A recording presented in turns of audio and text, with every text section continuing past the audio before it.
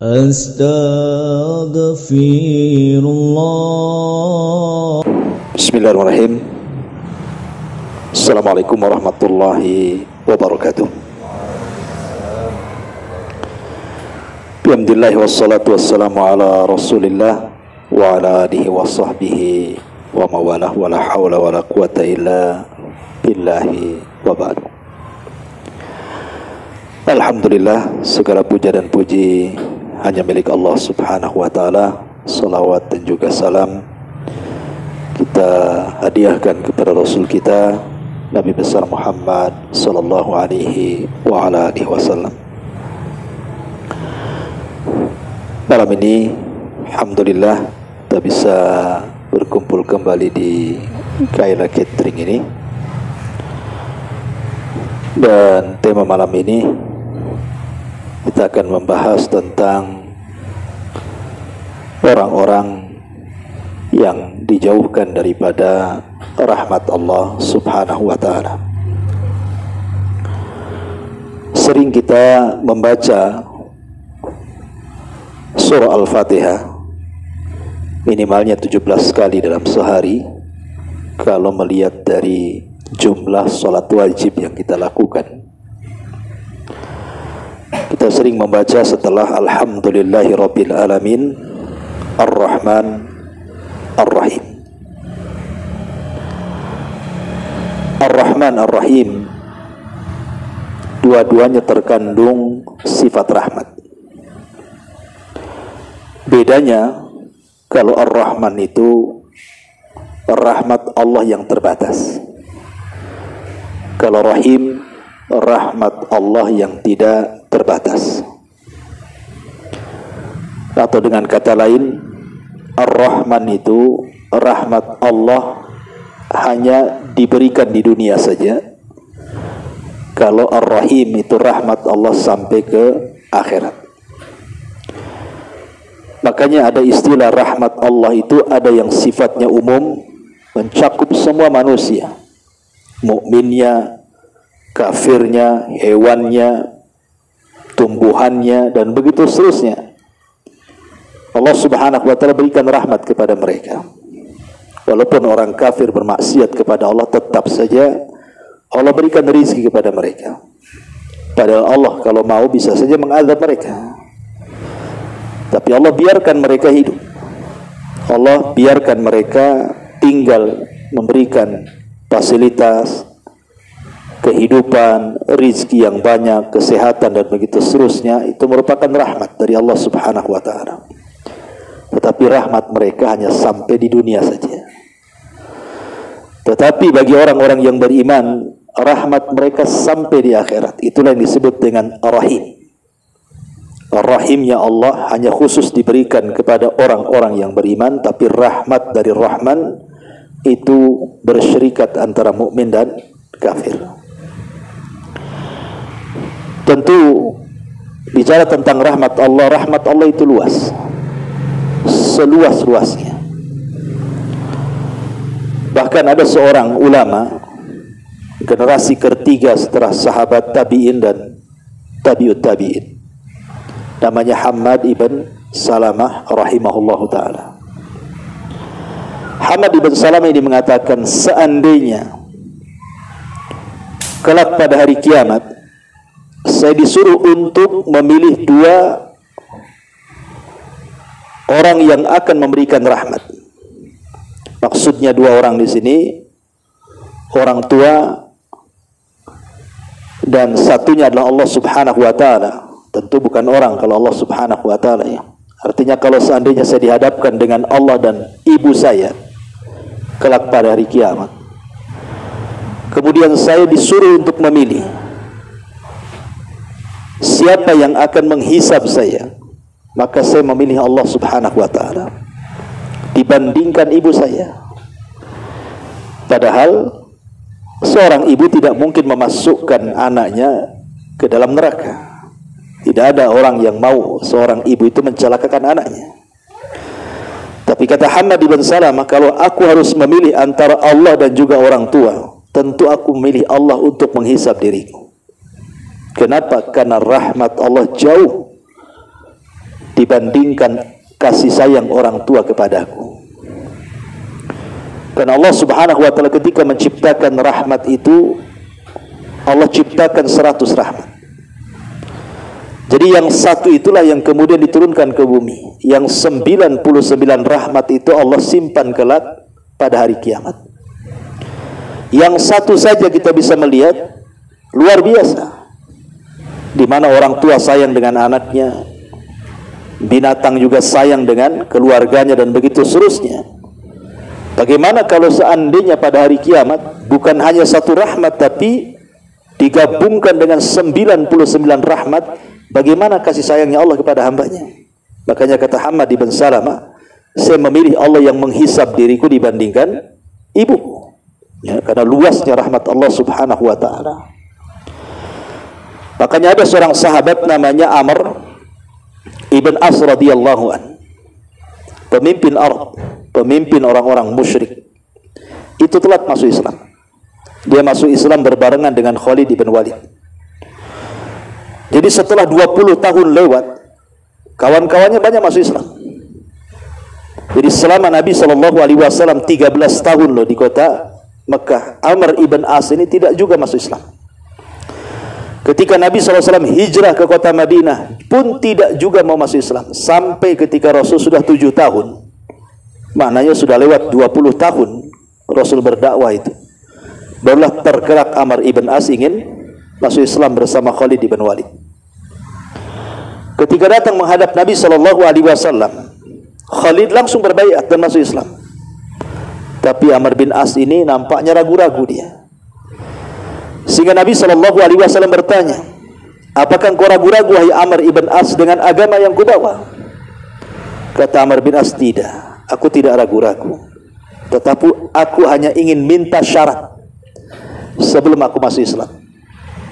Kata Nabi SAW, syaratnya apa? Wahai Rasul, kamu sudah tahu apa yang aku lakukan terhadap kaum muslimin.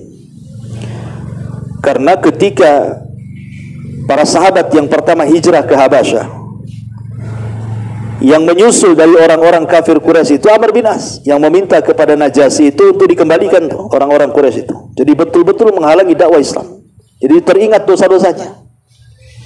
Dia sudah memusuhi para sahabat, memusuhi Nabi SAW. Sehingga kemudian Amr ibn As ini minta syarat kepada Nabi SAW. Rasul, saya siap masuk Islam, tetapi apakah setelah aku masuk Islam Allah akan mengampuni seluruh dosa-dosa yang pernah aku lakukan, di mana aku memusuhi dirimu, memusuhi para sahabatmu, sampai mengejar sahabatmu yang lari ke Habasyah, aku pun sampai ke Habasyah gitu ya. Apakah masih ada kesempatan aku diampuni dosa-dosaku yang banyak ini? Fatabassama Nabi sallallahu alaihi wasallam. Rasul hanya tersenyum saja. Kemudian mengatakan, ya Amr, innal islama tahjubu ma qabla. Dengan engkau masuk Islam itu cukup untuk menghapuskan semua dosamu. Makanya beruntung orang-orang mu'allaf itu. Kalau mereka bisa masuk Islam, berarti dia habis dosanya, mulai dari nol lagi. Kemudian Nabi SAW mengatakan, ya Amr, semua manusia masuk Islam, tetapi kau hanya sekedar masuk, kau tidak hanya sekedar masuk Islam, tapi kau sudah menjadi seorang mukmin. Bukan saja aslam, tetapi aman. Kau sudah beriman kepada Allah dan Rasulnya. Artinya lebih tinggi dibandingkan Islam kalau iman itu. Ya. Dari sini menunjukkan bahwa Nabi SAW ingin mengajarkan kepada Amr ibn As untuk tidak pernah putus asa dari rahmat Allah Subhanahu wa ta'ala. Karena saya pernah didatangi seorang ibu, dia stres hidupnya. Jadi setiap malam itu mikirin dosanya saja. Satu sisi dia takut mati, sisi lain dia teringat dengan dosanya sehingga stres. Seolah-olah dosa yang dulu pernah dia lakukan kan tidak akan diampuni oleh Allah Subhanahu wa ta'ala. Padahal Allah Subhanahu wa ta'ala berfirman dalam hadis qudsi itu, ya ibna Adam, lau annaka atau lau dhunubuka ananas sama thumma astaghfartani ghafartu laka ala ma kana minka wala ubali. Wahai anak Adam, kalaulah seandainya dosamu membumbung sampai ke langit, kemudian datang kepadaku meminta ampun, ku ampuni dan aku tidak peduli dengan dosamu. Menunjukkan apa? Rahmat Allah itu sangat luas. Karena Allah itu mendahulukan rahmatnya dibandingkan kemurkaannya. Bahkan kalau seandainya kita berpikir secara logika ya, ada orang di zaman Nabi Shallallahu Alaihi Wasallam namanya Usairim. Usairim ini diceritakan oleh Abu Hurairah radhiyallahu an di hadapan para sahabatnya. Maukah aku kasih tahu seseorang yang tidak pernah sujud walaupun satu kali, tidak pernah ruku walaupun satu kali, tapi Allah tempatkan di surga yang paling tinggi. Kata sahabat, mana ada wahai Abu Hurairah? Kata Abu Hurairah, ada, namanya Usairim. Siapa Usairim ini? Jadi ketika Nabi SAW mengutus Mus'ab ibn Umair untuk berdakwah dari Mekah ke Madinah, dan itulah da'i pertama yang dikirim Rasul sebelum Rasul hijrah. Subhanallah, dua kabilah besar Khazraj dan Aus masuk Islam. Lah salah satu tokoh Aus itu adalah Sa'ad ibn Rabi. Dia masuk Islam, Sa'ad ibn Rabi ini. Dengan masuk Islamnya Sa'ad ibn Rabi ini, dia lari ke kaumnya. Kemudian mengatakan, bukankah kalian tahu posisiku di hadapan kalian, wahai orang-orang Aus? Kata orang Aus, ya tentu wahai Sa'ad, engkau pemimpin kami. Kata Sa'ad, kalau begitu masuklah kalian ke dalam Islam. Siapapun yang tidak masuk ke dalam Islam, jangan pernah satu atap dengan aku. Akhirnya karena pemimpin yang meminta, satu kabilah Aus masuk Islam gara-gara Sa'ad ibn Rabi. Makanya saat wafatnya Sa'ad ibn Rabi itu arsy Allah bergoncang. 70.000 malaikat turun mengikuti jenazahnya karena mengislamkan satu kabilah. Jadi satu kabilah Aus masuk Islam kecuali satu orang namanya Usairim, tidak mau dia. Jadi satu kabilah masuk Islam, satu orang pula menolak Islam, namanya Usairim. Jadi ketika perang Uhud, Usairim ini ingin terlibat jihad, masalahnya masih kafir. Tujuan dia itu karena melihat kabilahnya ikut jihad. Jadi dia jihad itu hanya ingin membela kabilah saja. Masa satu Aus keluar, aku tidak membela kabilah, apa kata keluargaku, katanya. Jadi dia keluar. Rasul, libatkan aku dalam jihad. Kata Rasul, tidak, kamu kafir ya. Dia datang lagi, Rasul, libatkan aku dalam jihad. Tidak, kau kafir. Lalu apa syaratnya biar aku boleh berjihad? Membantu kabilahku, katanya. Masuklah aku ke dalam Islam, bersyahadat ya. Akhirnya Usairim pun karena ingin terlibat membela keluarganya, dia pun bersyahadat, asyhadu an la ilaha illallah wa asyhadu annaka rasulullah. Masuk ke medan tempur, mati syahid. Kata Nabi SAW, aku melihat Usairim di surga, katanya. Kata Abu Hurairah, demi Allah, aku tidak pernah melihat orang yang tidak pernah sujud, tidak pernah ruku, tapi masuk surga dengan surga yang tinggi. Kata Abu Hurairah, tahukah kalian siapa? Dialah Usairim. Pertanyaannya, Usairim ini tidak pernah sujud, tidak pernah ruku, amalannya cuma satu, jihad, kemudian masuk, mati syahid. Tetapi Allah Subhanahu wa ta'ala masukkan ia ke dalam surga. Coba bayangkan. Karena Allah sudah buat aturan, siapapun yang masuk surga itu bukan karena amalannya, tapi yang masuk surga itu karena rahmatnya, karena kasih sayang Allah. Allah masukkan kita ke surga itu. Sebagaimana orang masuk neraka itu bukan karena dosanya, tapi karena keadilannya. Karena keadilan Allah Subhanahu wa ta'ala, Allah masukkan orang ke neraka. Sebab kalau Allah memasukkan orang ke dalam neraka karena kezalimannya, nggak ada orang tahan diadab di neraka. Tetapi orang masuk surga itu karena rahmatnya. Makanya sebesar apapun dosa kita, terkadang dengan amalan yang kecil, adalah orang dimasukkan ke dalam surga dengan rahmat Allah Azza wa Jalla, kan? Maka di zaman Bani Israel, ada orang tidak pernah berbuat dosa, seumur hidupnya nggak pernah maksiat. Nggak pernah maksiat sama sekali. 70 tahun dia nggak pernah maksiat. Kita ini nggak bisa, kalau nggak maksiat sehari itu kayaknya nggak sah gitu ya. Ini 70 tahun nggak pernah maksiat, kemudian Allah takdirkan meninggal, mati husnul khotimah. Kemudian dipanggil di pintu surga orang ini.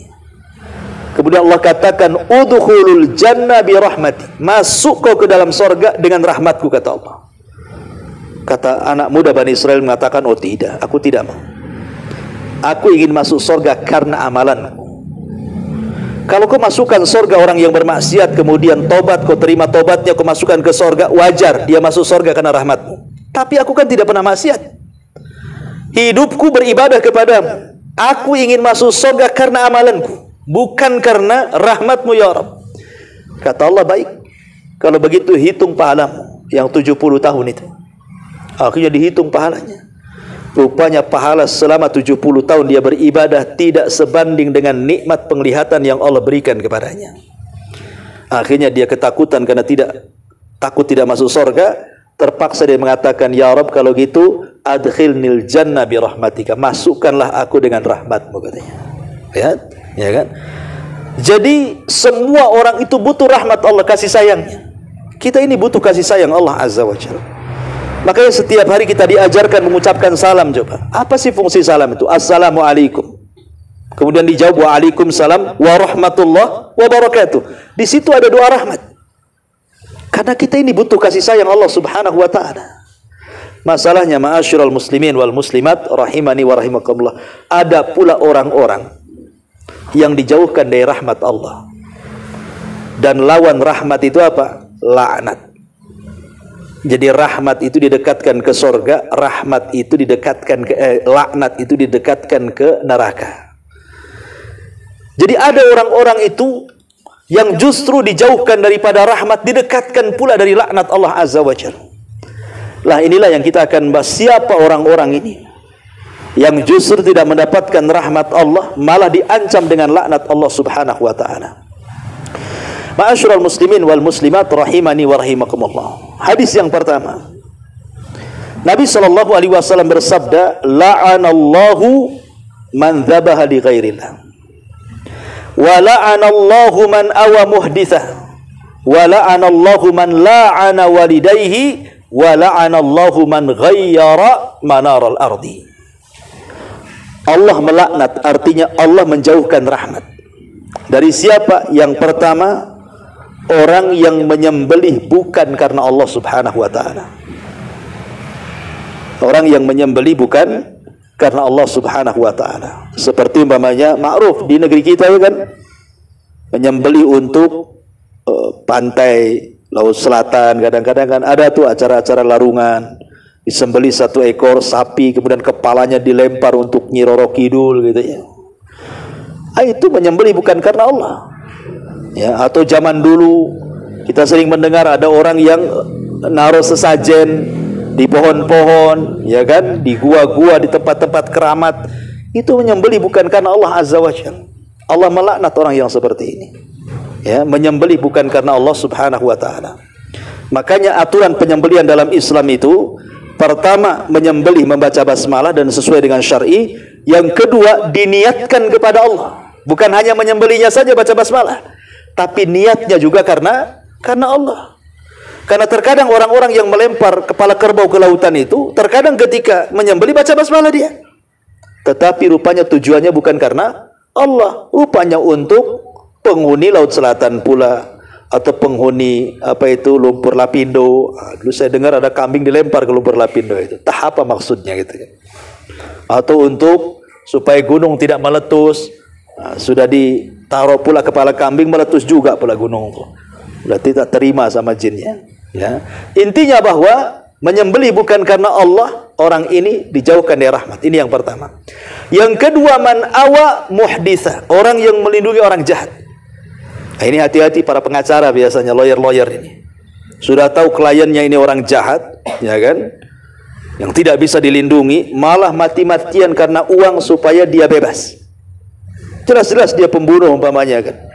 Jelas-jelas dia salah, masih dibela-bela supaya dia bebas. Naudzubillah. Ini masuk pada awa muhditsah, melindungi orang jahat. Allah laknat orang kayak gini. Ya. Kemudian yang ketiga, Allah laknat man la'ana walidayhi. Allah laknat orang-orang yang melaknat kedua orang tuanya. Kok bisa anak melaknat kedua orang tuanya? Saya kira nggak ada lah anak melaknat orang tuanya. Kalau zaman dulu, kalau zaman sekarang ya mungkin banyak kan anak melaknat kedua orang tuanya. Tapi maksudnya di sini artinya kan melaknat orang tua itu ada dua macam. Ada secara langsung, ada tidak secara langsung. Ya secara langsung mungkin seorang anak memaki orang tuanya, itu langsung tuh. Tapi ada juga tidak secara langsung. Maksudnya apa? kita melaknat orang tua orang lain, kemudian anaknya tidak terima, melaknat pula orang tua kita. Banyak kita menghina orang tua orang lain. Oh, dasar kamu itu orang tuamu bajingan kan itu. Nanti anaknya marah, oh orang tuamu kurang lebih juga bajingan. Nah, itu akhirnya apa? Memang kita tidak melaknat orang tua kita, tapi gara-gara kita orang tua, orang itu melaknat orang tua kita kan. Itulah orang seperti ini kata Rasulullah, la'anallahu man la'ana walidayhi. Ya, Allah melaknat orang yang mencela kedua orang tuanya. Kemudian yang terakhir, la'anallahu man ghayyara manaral arda. Allah melaknat orang-orang yang menggeser-geser patok tanah itu. Itu banyak di masyarakat tuh. Ya, kadang-kadang di pematang sawah, dicangkul-cangkul, jalannya jadi sempit kan gitu ya. Atau umpamanya di kebun, kadang-kadang patoknya sudah jelas pohon mangga, digeser pula ke pohon duren gitu ya. Kan banyak di masyarakat ini. Rebutan lahan. 1 jengkal saja kata Rasulullah itu akan diikatkan di lehernya 7 lapis ke bumi. Macam mana yang mengambil tanah orang 1 hektar coba? Ya, atau 1 kapling lah kan itu ya. Ini 1 jengkal saja cukup untuk dikalungkan di lehernya pada hari kiamat 7 lapis ke bawah tuh. 1 jengkal. Nah, itu kan nggak banyak. Iya nggak banyak. Coba digali sampai 7 lapis tuh. Nah, berapa truk tuh tanahnya tuh? Ya. Gimana 1 kapling? Gimana 1 hektar kan itu? Naudzubillah. Maka ini juga termasuk orang-orang yang dijauhkan dari rahmat Allah dan didekatkan dengan laknat Allah Azza wa Jalla. Ini hadis yang pertama. Hadis yang kedua, Nabi SAW mengatakan, la'anallahul wasilat wal mustawsilat wal washimat wal mustawshimat wal mutanammisat wal mutafallijat lil husni al mughayyirat li khalqillah. Kata Nabi SAW, Allah melaknat wanita-wanita yang menyambung rambut. Coba sekarang kan banyak tuh. Kadang-kadang datang ke salon, biar indah rambutnya disambung-sambung lah rambut itu kan. Nah, kalau zaman dulu mungkin potongan-potongan rambut tuh masih berharga ya. Zaman dulu kan dijual tuh potongan rambut. Tuh apa biasanya tuh gelung biasanya. Allah melaknat. Ya, sinden-sinden biasanya kan ditaruh gelung-gelung palsu itu. Di sini Allah katakan Allah melaknat orang-orang yang menyambung rambut.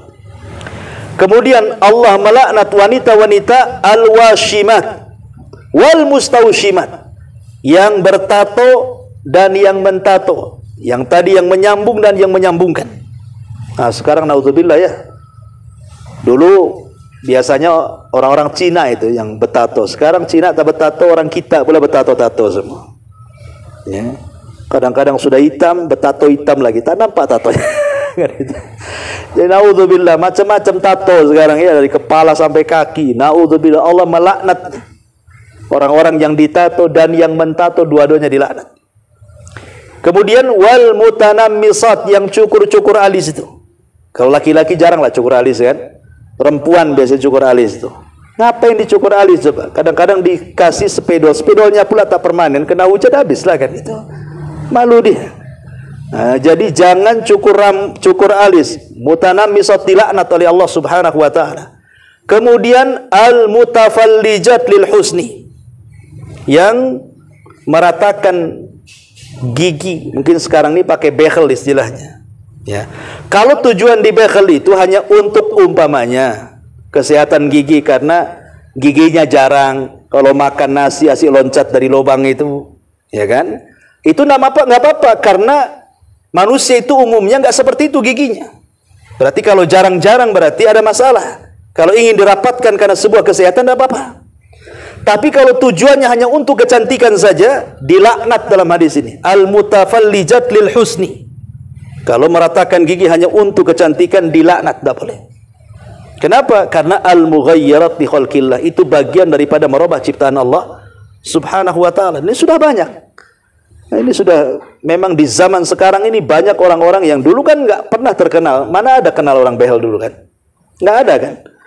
Naruh kawat di gigi zaman dulu mana ada? Ya, zaman sekarang masya Allah, ya pakai kawat, tak kawat dari mana tuh taruh di gigi itu. Tapi yang jelas bahwa ini juga orang-orang yang dijauhkan daripada rahmat dan didekatkan dengan laknat Allah Subhanahu wa taala. Kemudian hadis yang ketiga, Nabi juga bersabda dalam sebuah hadis, la'anallahu akilar riba wa mukilahu wa syahidaihi wa katibaihi kulluhum sawa indallah. Allah melaknat para pemakan riba, yang ngasih makan riba, yang menyaksikan riba, notarisnya, yang mencatatnya, semua sama hukumnya.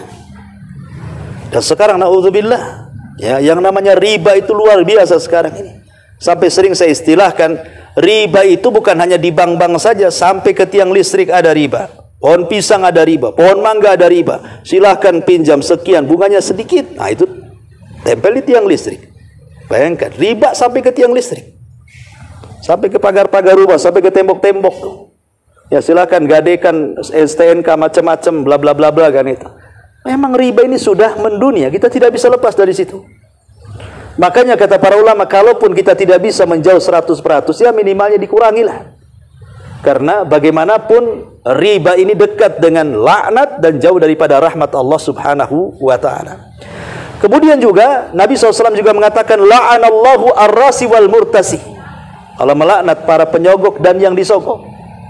Dan sekarang masyhur, mau jadi pejabat saja nyogok, mau masuk ke PT aja nyogok, mau masuk jadi jabatan ini nyogok, semua main sogok sekarang ini. Buat KTP saja biar cepat nyogok, buat SIM nyogok, semua serba nyogok sekarang ini. Ya, katanya itu jalan pintas, iya tapi tak pantas gitu ya. Yang pantas kan seperti itu. Ya, kecuali kalau seandainya nyogok ini terpaksa karena mengambil hak, maka dibolehkan. Tapi kalau sengaja ini tidak boleh. Ya. Kemudian juga Nabi SAW mengatakan juga la'anallahu al-mutasyabbihina minar rijali bin nisa wal mutasyabbihat minan nisa'i bir rijal. Allah melaknat laki-laki yang menyerupai perempuan atau sebaliknya. Subhanallah, kan sekarang lihat. Ya. Ini memang fenomena menyerupai laki-laki perempuan atau perempuan laki-laki, subhanallah sudah merata.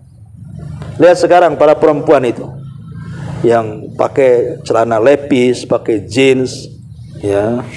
Jin itu ada di celana itu, pakai jin. Subhanallah coba. Laki-laki mau beli jin habis di borong perempuan.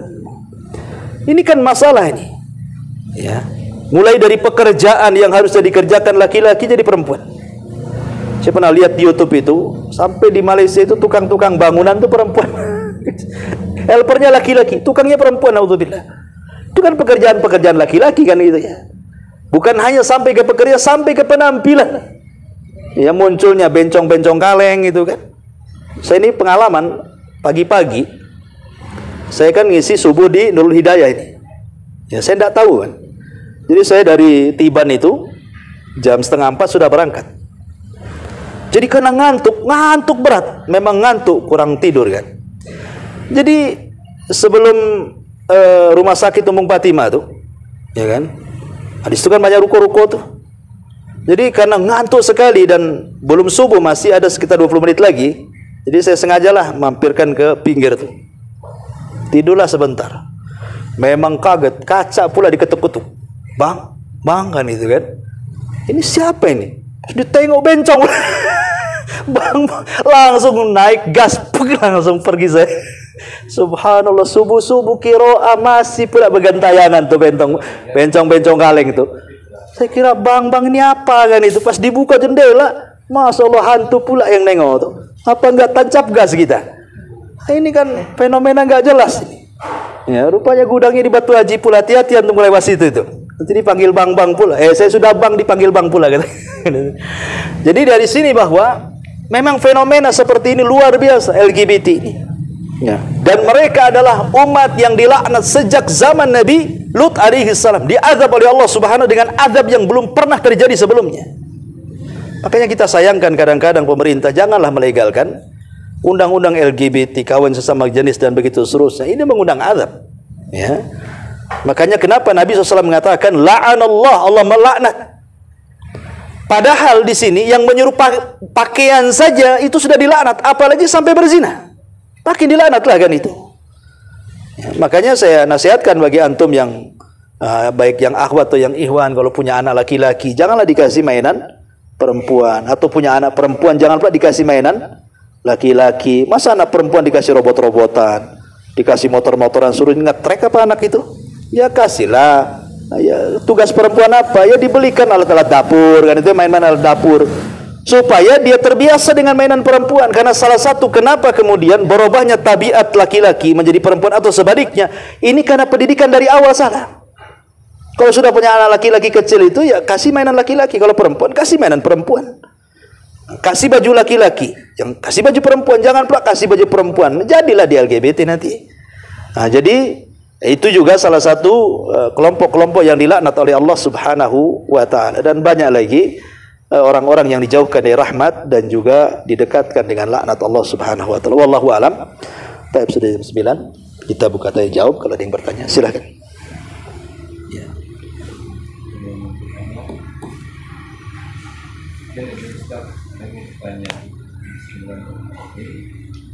Pertama, dulu ada jadi karyawan kita yang laki-laki tapi agak wanita. Gemulai gitu ya. Kita. Ya. Ya, Allah, beliau tidak lama di sini Ustaz. Nah, dan memang walaupun tidak lama tapi hampir terjadi masalah banyak di sini ketika beliau di sini. Jadi kemudian ada trauma kita menerima orang-orang yang seperti itu.